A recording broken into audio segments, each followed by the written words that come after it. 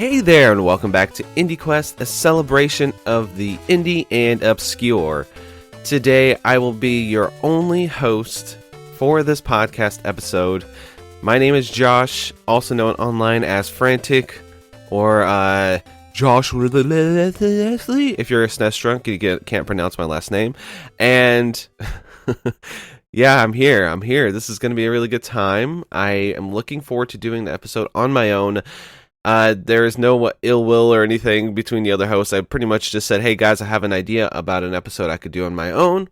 And they were like, dude, if you want to do an episode on your own, less work for us and go have a good time. Well, I didn't say less work for us, but hey, I was just trying to give them a break. They have been kind of taking the mantle up and doing this show by themselves the last couple of weeks here. And I was like, you know what? It would be really cool and nice to let them sit down an episode, and then they could be the listener for this one. Since I'm just gonna be really off the cusp here, off the cup. Is it off the cusp? No, that's not the word I'm thinking of. Off the cuff here, and yeah, we're gonna have a really good time today on this episode. Yeah, today we're gonna be talking about one of my favorite video games of all time. It's one that people probably associate with me because I talk about it so much. It's one I have been following since the beginning, and it's going to be pretty interesting, I think. I mean, it's probably in the title. You probably know the whole topic of the show today, and it's going to be the main course of action. It's going to be Minecraft. And at the top, of course, we say it's indie and obscure. This is not really an obscure game, and let me tell you what, I don't even think this game can be labeled as indie anymore. But I am going to make some arguments to say that it does belong on a quest log type situation. And I think this game is one of the most important and influential indie games of all time. And I want to go over all of that. We're going to do like a super deep dive into the game, talk to you about some history, talk about what the game's all about if you haven't really looked into Minecraft much, and I'm pretty sure most people know what it is, but it's like one of the most popular games of all time. But I think this would be super fun because I can talk a little bit about my love for it and why I am so passionate about it, and what does it mean to in the indie landscape, especially in the last 10 plus years. So that's what we're going to do. And you know what we do usually on Indie Quest to start off the show? We put it on the quest log. So I'm going to do that here. We're going to have a description of the game. We're going to talk about the music, and it's going to be a good time. And speaking of the music, you're going to be hearing it this entire episode between each of these segments. So let's kick back and listen to some chill Minecraft tunes before we get into putting this game on the quest log.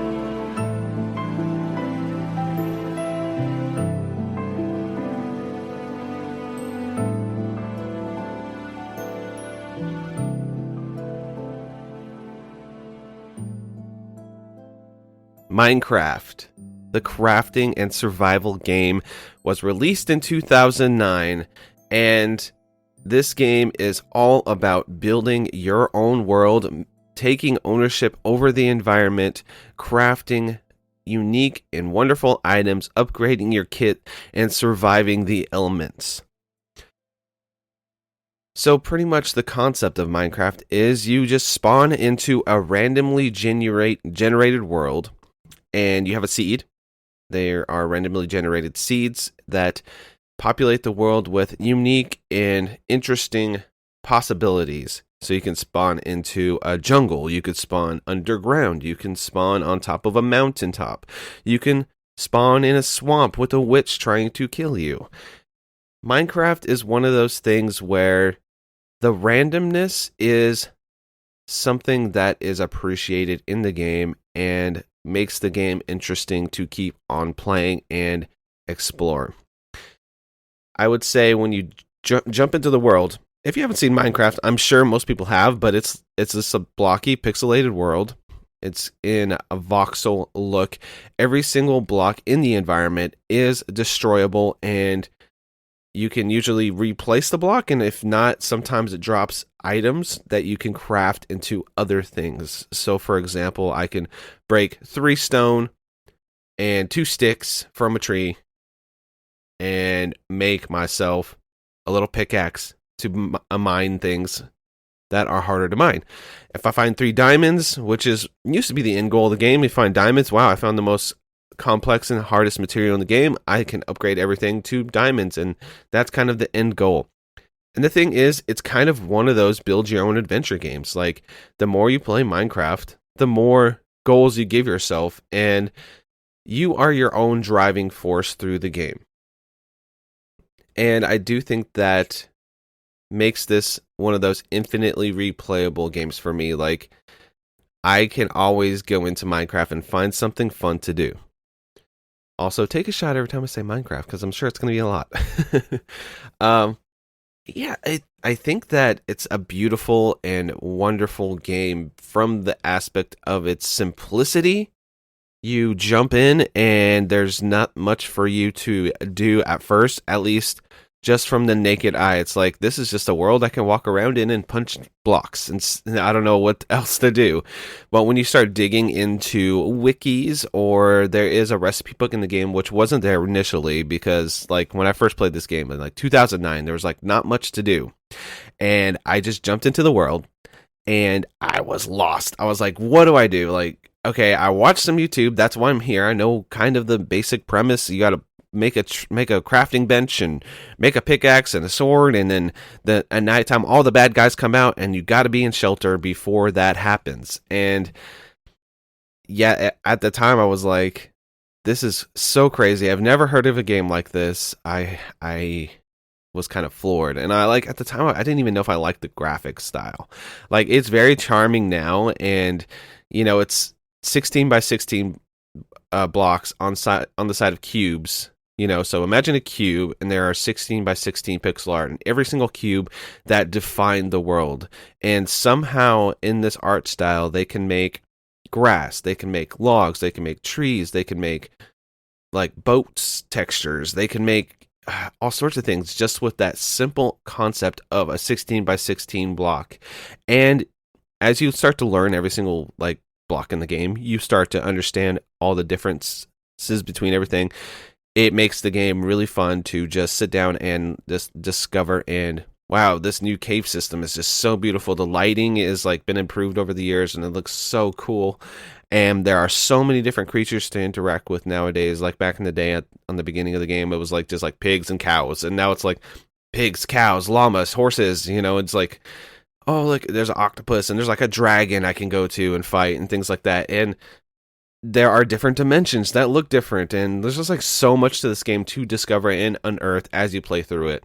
And I think that discovery is key for Minecraft, and it definitely is one of those games that really you have to earn it. You have to earn the adventure, you have to earn the discovery. But once you get past that initial hurdle and then start learning more and more, it is kind of an addicting loop where you are just building up your guy, you're building up your world, and you start to say, oh, I'm going to build a house on top of this badass hillside. Why not? And you start just like building and making it look more like something you would want to like stake your base at. And then like you have like this badass base with a nether portal that you can go to the hell dimension, fight the piglin monsters, and keep on making your guy bigger and better, and just exploring and kind of making this little corner of this randomly generated map yours. Because when you start building, taking things from the environment, moving them, and like making them yours, it's a feeling unlike anything else. I feel like having ownership in video games is really hard to do, and I feel like this game nails it. So yeah, I'm thinking I'm putting this on the quest log. I mean, guys, is Minecraft an indie game now? Probably not. It is owned by a giant corporation. But the essence of Minecraft is indie, which we'll talk about that a bit. And this game was originally made by one dude in his Swedish home, just crafting away. Ha, get it? And he had an idea from a game called Infiniminer, which is kind of like, you just take up blocks and you move blocks around, and then you kind of make your own like cool like space-based type thing. And he made this game based off that initial concept. So, iterating on an idea. He turned it to more of a survival experience where you have to build your kit and survive the night. But yeah, Minecraft, is it an indie game? Yes and no. I would say the concept of Minecraft up until 1.0, so when it initially launched 1.0, I would say that would be when it was indie-ish. I know Minecraft has been owned by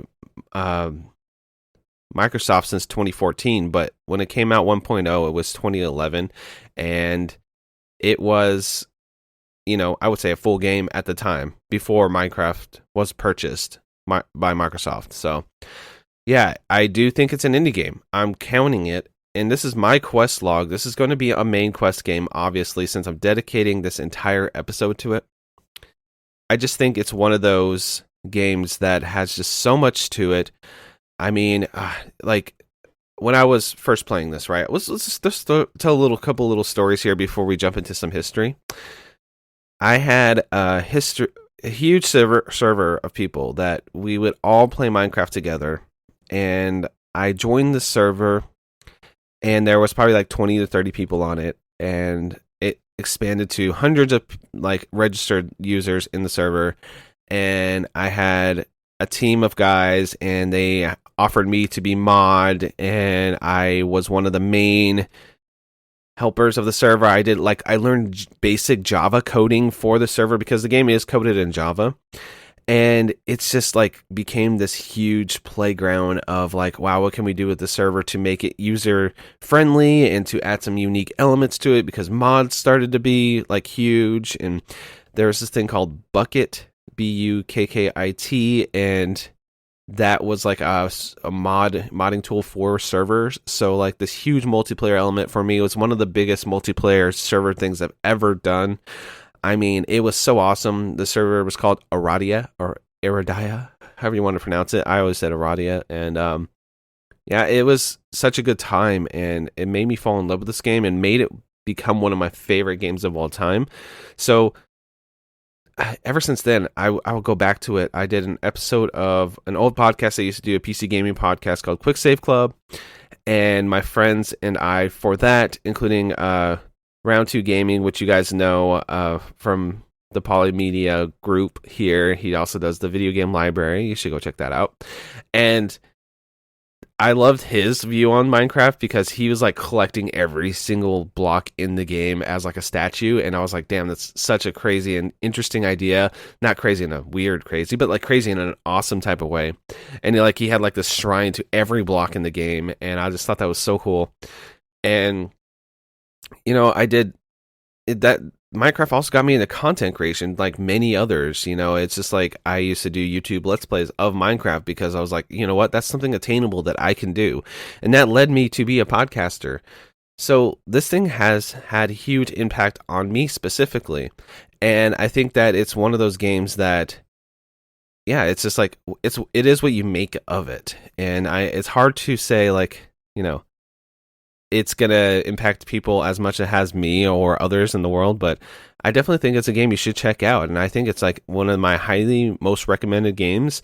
Look up a couple of Let's Plays, kind of get a feel for it, and then jump in, or get somebody that can Sherpa you through the first parts of it, and once you get that initial loop of like, oh, this is what this game is, it ends up being one of those games where you just want to learn more and build your own experience. And just a simple concept of grabbing a block of dirt and then moving that block of dirt 10 different blocks of dirt to make a dirt wall, and they're like, oh, I could make a roof, and then you make your first roof out of dirt, and then you're like, wow, this is cool. Like, because when you place blocks, the gravity actually doesn't act or interact with certain blocks. There's a couple blocks in the game, like sand and things, that gravity does interact with. So you can make like floating towers of dirt monstrosities, or trees that are like ginormous and have hanging leaves everywhere if you want to, and you can make like anything in this game. And I think that the giant possibility set and the tool set that you are given makes this one of the most unique games of all time that inspired so many games past it. But before we talk about the inspirations, the impact on indie games, this is a quest log, main quest game, putting it in there with a bullet. I think this is one of those games that if you have been on the side of the world thinking like, I don't know if I'm gonna ever enjoy this game, I don't really know if it's for me, I'd say give it a shot. It's free on Game Pass if you have Xbox, and that's a whole different story. It actually is a different version than the original Minecraft version, which is the Java version, which they made something called the Bedrock version, but we'll talk about it. It's a weird and interesting story to go through, and I thought this would be nice to actually sit down and talk about the history too. And I don't think we do that too often on this show, so I think that's going to be really fun. But before that, I didn't talk about the music much because we're going to listen to some more here between the segues here. So we got, or between the segments or the segues? Segments. We have another track that's going to be queued up here, and I want you guys to kick back, relax, listen to some tunes. This is our main quest and center of attention for the episode here. And yeah, we're going to talk about history of Minecraft right after this short musical interlude.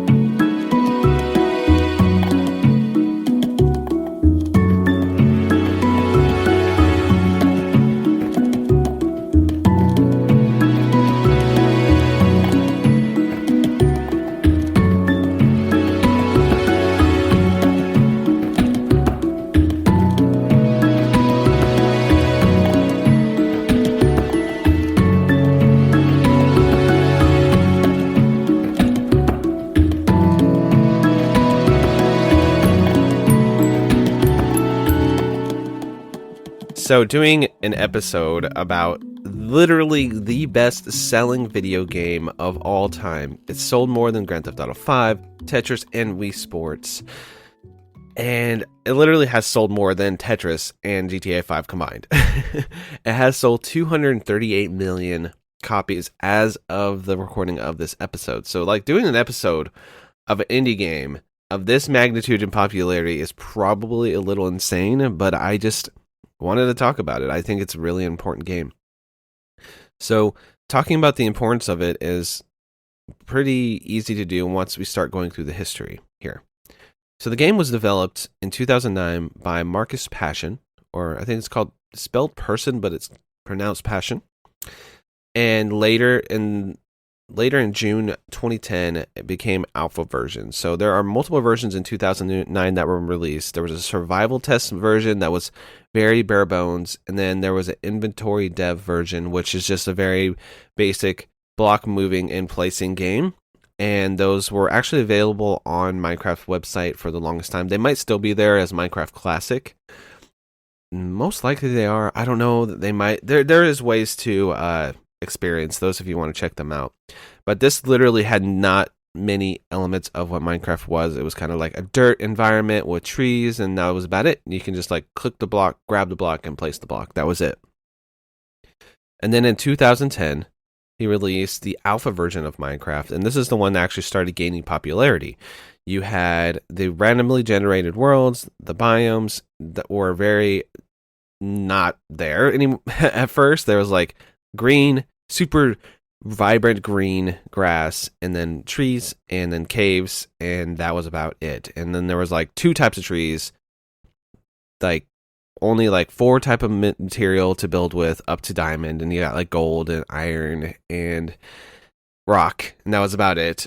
And like not very many things that you could do with anything in the game. Like it was like such a simple game back in the day. Like you could just basically get kitted out and figure everything out in the game in like 2 hours. Like you could discover every single thing possible if you were good at the game at the time. And then there was always more things you could do. You could like build like minecart rails and things, but minecart rails weren't added till later in the game. So yeah, the game kept on going, and it was developed in Java platform. And Notch had this blog called Notch's Mind, or something like that. Notch's Mind, yep. And he would go in there and basically ask for suggestions for the game. And this is like really important for like future development of video games. Like no other developer had made a game like this. So he'd post on the blog, hey, this is what my next step is. I think I'm going to do this. And what do you guys think? And then he would get feedback from the community. And based on that feedback, with a little bit of creative freedom, of course, he would put that in the game in his own spin and his own way. And it was kind of an early form of early access games. And I would say that this is the first game that had early access in this type of format, in this type of way. And you know, indie devs nowadays, Hades is a good example of a modern game that's done this. You know, they put it out early access. Rogue Legacy 2 did it as well. Both of those are roguelikes, so it kind of makes sense for content and balance ways, you know, talk to your community about it. And he kind of created a new way. He didn't create this, like it's existed. I should put that forefront, but he popularized this early access thought and mindset. Like, let's communicate with the audience. Let's see what they have to say about the tool sets that I'm providing them and the ideas that I'm bringing forth, and then make the game based off of the suggestions with our own creative license and freedom. There's really not many games you can point to that had that much freedom and creation back in 2009, 2010 time frame. It was kind of like one of those, wow, this is a unique and interesting way to make a video game. And ever since then, so many people have used that as kind of a template to create games in the future. So yeah, he kept on doing this, and the sales were just spiking on alpha, so much so that Notch could quit his day job, and he can keep on adding new blocks and just bringing survival mode up to where it is in around 2011 timeframe where they released the game. So on 2010, December 20th, it was in beta, and the beta launches, they added a lot of really cool blocks into the game. They added pistons, and they started working on the end dimension, which is like the end of the game. This game actually does have an ending. And they also had the Nether in there, which is kind of between alpha and beta. And yeah, like, he kept working on this game, and we would just be eating up every content drip feed. Like, every time a new block came in, it was awesome. Like, throughout the game, like, even in the original game, they had redstone, right? It's a kind of like logic circuits that you can build in the game, make doors activate certain ways. And they kept adding, like, little changes to it, like repeaters and things like that, that can make redstone so much more powerful, to the point where people were building like logic circuits and like calculators inside of Minecraft. And then they added pistons, which just like changed the game, because you can push and pull blocks in the game to activate switches and buttons and things like that. And it could just make the game way more interesting, and make like piston doors that opened up automatically when you walked up to them. And it's, as this game was developed, more interesting things would come out for the game. in around November 18th, 2011. Well, on November 18th, 2011, Notch made the game available as 1.0. It was fully released to the public, and always when they released the game and sold the game, all the updates would be free. Even up to now, like, the updates have always been free. And he had a development partner, Jens Bergenstein. And he was a co-developer for Minecraft, like, back in the day, early one. And, like, he said, Nacho's like, well, I did all this basic groundwork. I helped make the end dimension. I made the finality of the game. I feel like I did all I wanted to do with the game. Here, have the keys to the kingdom. Keep on working on this with the team. So they kept on working on it. Minecraft's popularity skyrocketed. There were, like, so many, like just product placement things. You know, when games get so popular, this game just exploded so much so in, like, 2014, a few years later, there were huge almost said tyrants, giants of game developments and publishers that were just, like, bidding like crazy for Minecraft, because Notch is like, you know what, I'm thinking about selling my part of Minecraft. He said it on Twitter, and the thing is I'm not going to talk too much about Notch after this, because he turned into kind of a social pariah and said some very mean and nasty things.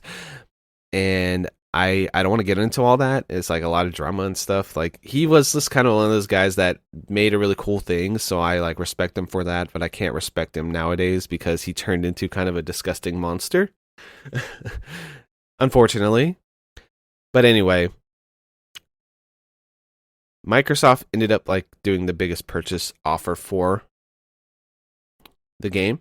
So I think they bought it for $2.5 billion, and then Notch was overnight on the billionaire Forbes list, and Notch left Mojang, which is the company that made Minecraft, and left control for Jens to have it and keep developing the game under the Microsoft umbrella. So ever since then, they made another offshoot version of the game called the Bedrock Edition, which is the edition that can play on consoles. And when you play a version of Minecraft on consoles, it has the DNA, the bones of the original Java version, but it is developed in tandem with Java version, which still is the primary version of the game, which I would consider probably the best version of Minecraft. And that one gets the content updates first. They do snapshots, and you get to see what the new content is as they roll it out on that version of the game. And then the Java version is the one, like, I can play on a server on my phone while my buddy plays on Xbox and my other buddy plays on PC. Like, everybody can play together, and then somebody can have their switch out playing on that same exact server. So they actually popularize crossplay with Minecraft as well. Like, this is one of the first games that, besides, this is before Fortnite, but Fortnite really popularized it. So it's another thing they did for the industry. And it's like, you can play on all these consoles on this game all together, and it's just one of those kind of crazy, like, when I was a kid, how would Sony and Microsoft, like, you could play on the same server? That's insane. How is that going to work? And they freaking figured it out. And I think that's just due to the popularity of the game, just due to Microsoft's backing of the game. And I think Microsoft has done a great job in fostering that indie game feel for the studio. Of course, there is the Microsoft backing. They got funding. You know, they have the funding to keep this game going and have humongous updates where they just change everything about the game, like the cave systems, the block palettes, the style. They even hired an artist and redid, like, all the artwork in the entire game. And, like, I mean, the game still looks very similar than it used to, but it just looks more cleaned up and, like, cohesive as a unit and color palette and everything. I mean, they've done so much for this game that I think that if you just play any version nowadays, you're playing the best version of Minecraft. And yeah, it's just one of those crazy success stories that this little game that was made by one guy just tinkering around with an idea, literally having a blog where he's like, I kind of messed up on the pig model here, right? And it made like a weird elongated shape. What if I put like a creepy green face on it and then like got community feedback on like the texture of it and things, and that's how the like iconic creeper was born, which is that green faced creature that everybody knows when they think of Minecraft. So like just all the way from 10 plus years ago, this one dude just on a blog talking to people, just tinkering around in Java platform trying to develop a little game, turned into the biggest and most successful game of all time. So much so that there have been 1 trillion views on Minecraft videos on YouTube. It's just like this game has had the biggest impact on indie games, and I think that having a little mini episode here about it was important to me, because I was like, this game inspired crafting games, inspired crafting in AAA games, inspired crafting situations in like smaller games. Like we probably wouldn't have Valheim, or we might still have Stardew because that one's more based off Harvest Moon, but we wouldn't have Terraria, which Terraria is like a 2D version of Minecraft if you just boil it down to like the basics, but it's really not. And then they have just so many games like that are based off this template of, hey, survive the night. This is a survival thing. Like they have The Forest, they have all these games that were like, take a little bit of nugget of inspiration from this survival / crafting / early access like DNA of Minecraft, and have expanded into multiple genres and multiple styles of game. But if you look to the lineage of a lot of these crafting games, you're going to see Minecraft there as the initial inspiration for them. And I think the game that inspired a million possibilities and thousands of fantastic games is something to be celebrated and checked out. I think that Minecraft earns its popularity because of how fantastic of a game it is, and how much fun it is to just immerse yourself in this cute, fun, charming, blocky world and listen to that fantastic soundtrack and just kind of see what they are cooking up, because they're always going to be coming out with new updates for the game. So yeah, I just thought this would be a really nice episode to bring Minecraft, and I think my point has been made that I think that this belongs in the pantheon of indies, and it definitely belongs on the quest log. And I think you guys should check out Minecraft if you haven't, and if you want to play together, let me know and we'll play some. So before we go, I will let you guys listen to some chill tunes, and then we'll come back for some plugs.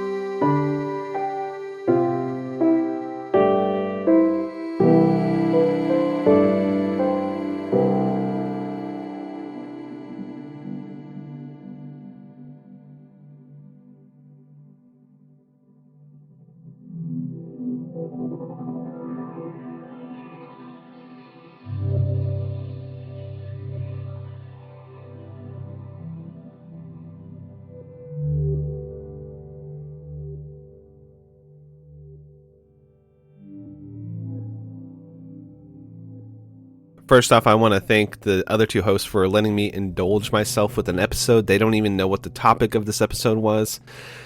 They're just going to go in and listen to it and be like, oh, not bad. Hopefully. Hopefully you guys enjoyed me just being by myself, having like a central topic to talk about, and just kind of, like just ranting a little bit about something I'm really passionate about, and telling you guys like, hey, this is why I use this as like a a touchstone a lot when I have conversations and things like that, because I just think the game that is so popular now that literally Minecraft Steve is in Smash Brothers. I have played Smash Brothers on the Switch, and Steve is in there with blocks and things, and like there's a Minecraft stage and everything. It's just insane. There's like 2 spin-off games now. It's just like one of those things that it's near and dear to my heart, and I wanted to talk to you guys about it and like why I think it's so important and why I bring it up in indie discussions, because I do think that it is that important. And I think it is one of the most influential, if not the most influential indie game of all time. Straight up. So having a little bit of a deep dive into that was really nice, and I appreciate you guys sticking through it and listening to me rant and rave about it. So yeah, if you guys want to follow me on Twitter, it's at Frantic Society. We also have Steve at Blinkum on Twitter and Twitch. He's Blinkum, OOM, Blink OOM. And then you can follow our awesome third co-host that I just really appreciate him. He's really stuck his neck out and helped this show a lot this year. Seth, also known as Captain Drachma, at Captain Drachma on Twitter. You can follow him there. You can find us all on the Polymedia Discord server, which you can find through our Patreon.